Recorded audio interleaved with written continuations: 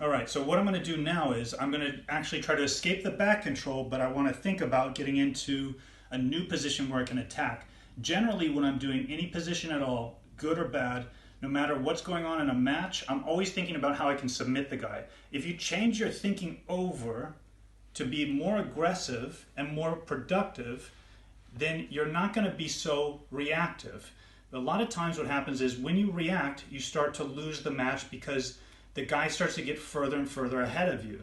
So in this case, I'm in a very bad position already. So I want to turn this to my advantage, right? So the first thing I'm going to do is I'm going to start to release the hooks, right? You guys know already, I hit this boxer's position, right? I want to get my head inside my shoulder.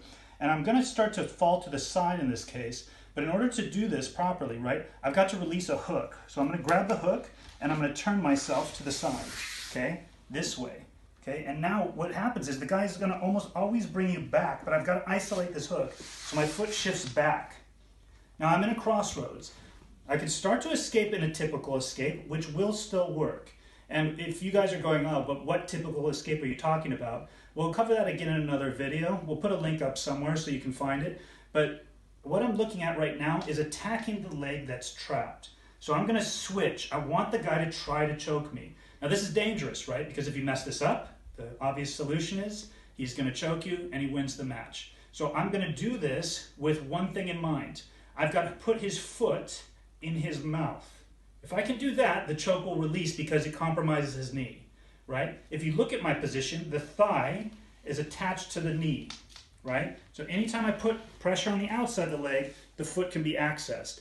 As he puts pressure into the leg, so just squeeze your knee, right? My leg becomes compromised. So I've got to do this here. I'm going to completely ditch the position now. Reach for the foot and look into the choke and switch my boxing position.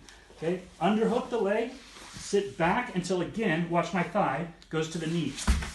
As I pick the leg up and I drop my leg, it now feeds me into a new position. Okay, and again, because I'm entering this position first, it gives me a chance to be able to start to attack him early. This submission area is one of my favorites, and this, just that I'm doing this as an example, doesn't mean that this is exactly how you're going to be doing it. The point is how to get in here, okay? So never mind that nothing's locked up.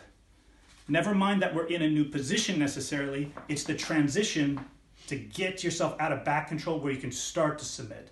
That's the main point.